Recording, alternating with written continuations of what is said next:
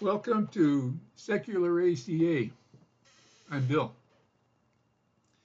In my last video, I talked about the similarities and differences between secular ACA and traditional ACA.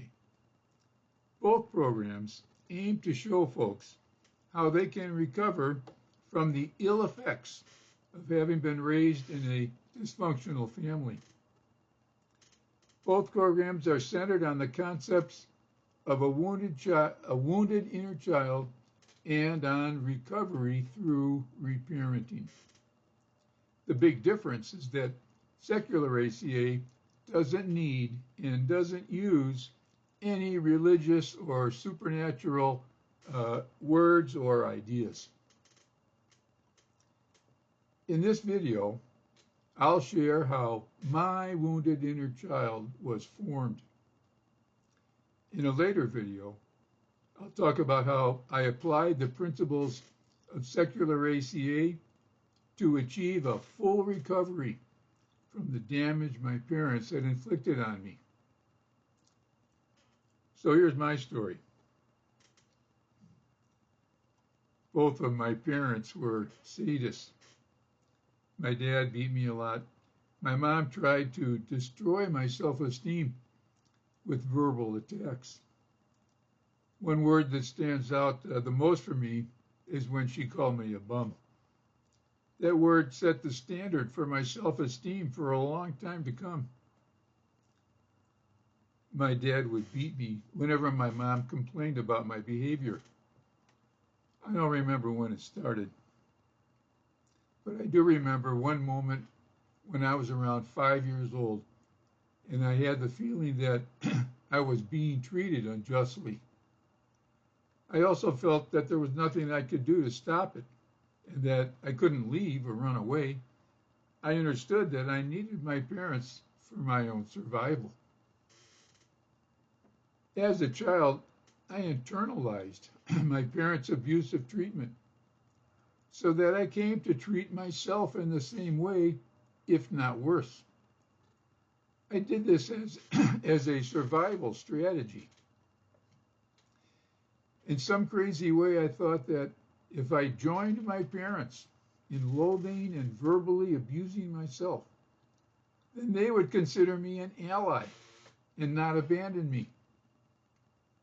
I carried that attitude towards myself for many years. I didn't realize it at the time, but it was my nature to fight back. So I guess I created a sort of paradox. On the one hand, I wanted them to think of me as an ally so they wouldn't abandon me. But on the other hand, throughout my youth, I engaged in a campaign of guerrilla warfare against my parents. If they understood what I was doing, they might abandon me. So I had a big risk there. Here's an example of my sabotage. My family was pretty well off. My mom had expensive furniture in our house. She had a coffee table with a glass top that she thought of as a kind of status symbol. One day, while I was still a child, I deliberately dropped a full Coke bottle on that coffee table. In those days, Coke bottles were made of thick glass instead of plastic like today, so the top shattered. My mom was hurt to see what had happened. I claimed that it was an accident, so I didn't get punished for it. Another time, when I was around 7 or 8 years old, my dad was spanking me in my parents' bedroom. It was summer and the windows were open. I had already decided that I would never cry or plead for mercy when he beat me. But in that moment, I thought to myself, this is a stupid way to live. So as a way of fighting back and embarrassing him, I ran to the window and screamed, "Help! My dad is beating me! Help! Help!" Well, nobody came.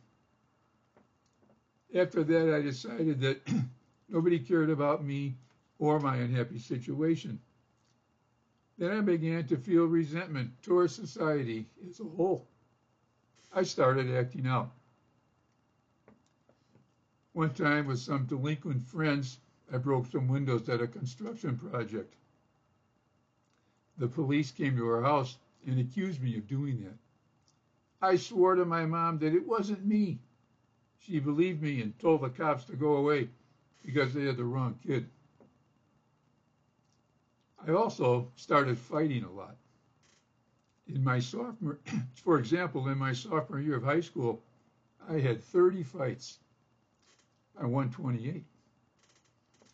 I didn't realize it at the time, but I used fighting and other forms of violence as a way of rechanneling my rage at my parents.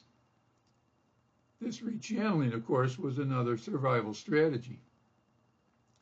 I always acted respectfully at home due to my fear of abandonment. I didn't know how to live alone, so I knew I needed them to live. Another thing I did, along with some other delinquent friends, was to drive to the area of Halsted and Madison in Chicago.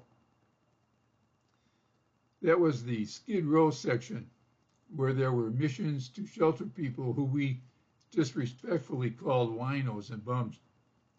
There wasn't the homeless problem that we have today. Only a small number of down and out folks lived on the streets then. We went there to punch people. We assaulted winos and other people at random. We didn't try to beat them to death. We just hit them a couple of times and ran off laughing. I probably punched over 100 people by the time I was 18. I didn't feel any anger in those days. In all my acting out, I just thought I was having fun. I can see now that my anger was driving me and that I was addicted to adrenaline. In my last 2 years of high school, I was also involved in a criminal organization that stole fast cars and sold the parts. One time in 1962, as part of my guerrilla warfare, I asked a couple of my miscreant friends to steal and burn my parents' new car. So late one night, my parents got a phone call from the police. They said they found a car registered to my parents and that it had been torched.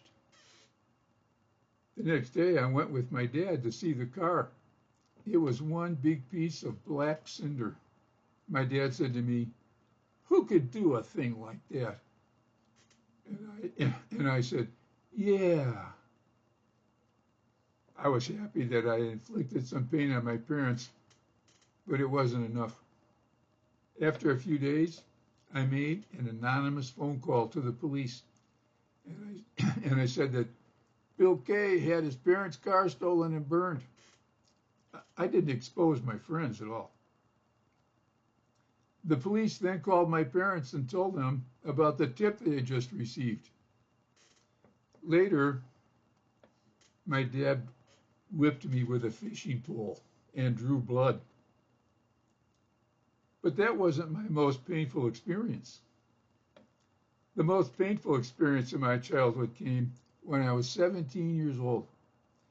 That was on Christmas Day when my mom gave me nothing but an army shirt. The Vietnam War was just starting to get news coverage, and more guys my age were starting to enlist. But I thought that Christmas was a time for peace. My mom used that time instead to launch another one of her surprise attacks on me. It meant to me that she cared so little about me that she'd like to see me go off to war. I was so hurt, I went to my room where nobody could see me cry. A few weeks later, my dad woke me up on a Saturday morning and said, "Get dressed, you're coming with me." So I got dressed, and he drove me to the local Army recruiting office. We went inside, and he said, "My son wants to enlist." The lady at the counter put a stack of papers in front of me and said, "Are you the one who wants to enlist?" I replied, "No, I don't want to enlist. He wants me to enlist." She said that she told my dad that she couldn't enlist me if I didn't want to. So we drove back home.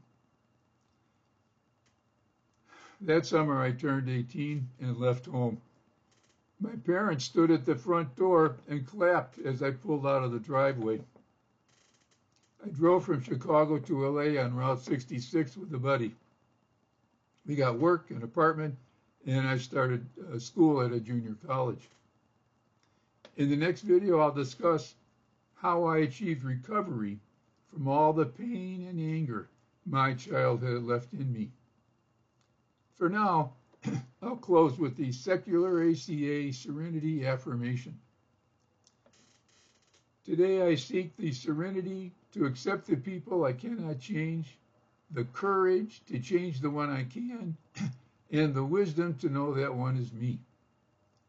Keep coming back. It works if you work it, and you're worth it.